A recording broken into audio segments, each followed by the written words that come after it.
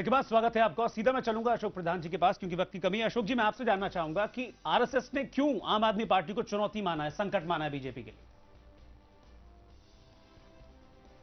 नहीं, देखिए, संकट की बात नहीं है। आरएसएस ने कहा है कि जिस ढंग से आप पार्टी चल रही है इसको नजरअंदाज नहीं करना चाहिए, इसके ऊपर भी ध्यान देना चाहिए और हमें अपने रास्ते अच्छे ढंग से निकालने चाहिए। उनका ये कहना है।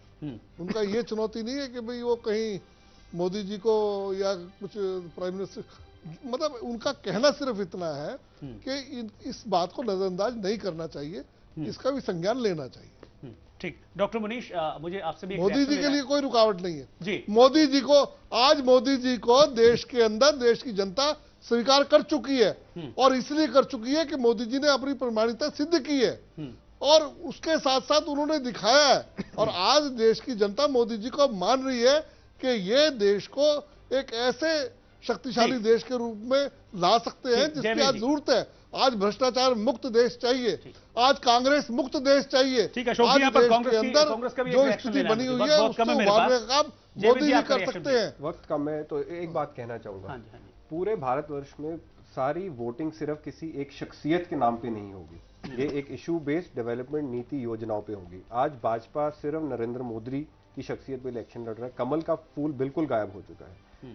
पूरे अगर 8 शहरों का जनरलिटी पॉपुलर देखते हैं, नॉर्थ ईस्ट है, साउथ इंडिया है, वहां सिर्फ शख्सियत के नाम पे नहीं होगी, शख्सियत प्लस डेवलपमेंट प्लस अचीवमेंट के नाम पे वोटिंग होगी। तो भाजपा को मोदी से ऊपर उठ के भी अपनी नीतियों योजनाओं के बारे में पूरे 30 रैली कर चुके हैं, 30 रैली कर चुके हैं। भारत की विजन, फ्यूचर प्लान, फूल सामने होता है जब मोदी जी होते हैं। कोई बात नहीं, और सिर्फ कांग्रेस को गालियां निकालने के अलावा और भारत की फ्यूचर विजन की कोई बात नहीं की। पर्सनैलिटी से ऊपर उठ के भी इलेक्शन लड़ी जाएगी। जो भारतीय जनता पार्टी के राष्ट्रीय अध्यक्ष है वो सामने होते हैं। ठीक, डॉक्टर मुनीश, आपसे मैं एक चीज जानना चाहूंगा। ये जो सर्वे है इसको रख दीजिए एक तरफ, चलिए, लेकिन ये सवाल उठता रहता है और कि मेट्रो में तो आपने अच्छा प्रदर्शन किया, दिल्ली में आपने अच्छा प्रदर्शन किया, लेकिन गांव-गांव तक कैसे पहुंचाएंगे अपनी बात? ये बहुत बड़ी वाकई में चुनौती है राष्ट्रीय परिप्रेक्ष्य में। अगर हम देखें तो ये बिल्कुल आसान नहीं होने वाला है, क्योंकि आज भी किस हिसाब से वोट पड़ते हैं गाँव में, ये हम सब जानते हैं इस हकीकत को। जी, पहले एक पॉइंट प्रधान और ये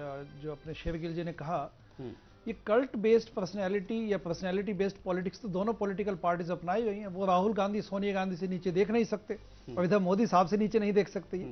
दूसरा, मैं तो हरियाणा पे हमने घोषणा किया कि 90 सीटों पे चुनाव लड़ेंगे और 10 लोकसभा सीटों पे भी चुनाव लड़ेंगे। हरियाणा में काम शुरू हो चुका है, महाराष्ट्र में काम शुरू हो चुका है, गांवों गांवों तक अब हमने जो पिछले 1 महीने से देखना शुरू किया है, तो नब्ज हम महसूस कर रहे हैं देश में।